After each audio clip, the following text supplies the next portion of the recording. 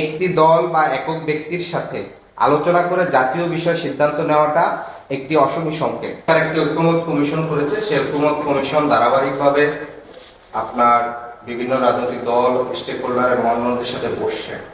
কিন্তু সেই ঐক্যমত কমিশনের ধারাবাহিক চলমান বৈঠকের মধ্যেও আমরা দেখেছি লন্ডনে বিএনপির ভারপ্রাপ্ত চেয়ারপারসনের সাথে বৈঠক হচ্ছে।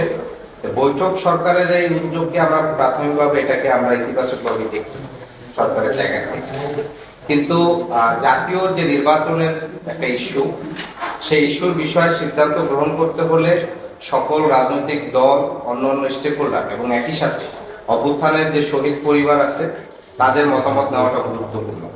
এবং আমরা দেখেছি সরকার কিন্তু তার পক্ষ থেকে দুইটা শর্ত দিচ্ছে, দুইটা শর্তের বিনিময়ে হয়তো নির্বাচনের বিষয় আলোচনাটা এগিয়ে আসতে পারে। প্রথমত বলছে যদি প্রস্তুতি সম্পন্ন হয়, এবং দ্বিতীয়ত বলেছে সংস্কার এবং বিচারের পর্যাপ্ত অগ্রগতি।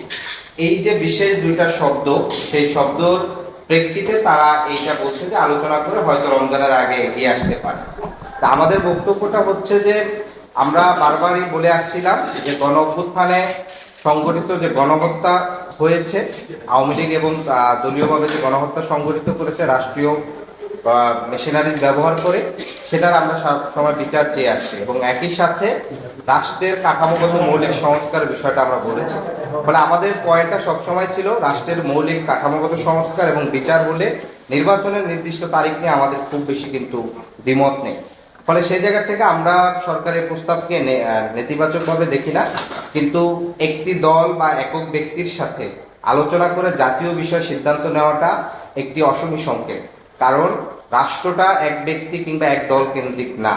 সেই ক্ষেত্রে সরকারের সবসময় মাথায় রাখতে হবে সকল রাজনৈতিক দল এবং শহীদ পরিবার এবং অন্যান্য স্টেক হোল্ডারের সাথে মিলে মূলত সিদ্ধান্তটা নিতে হবে।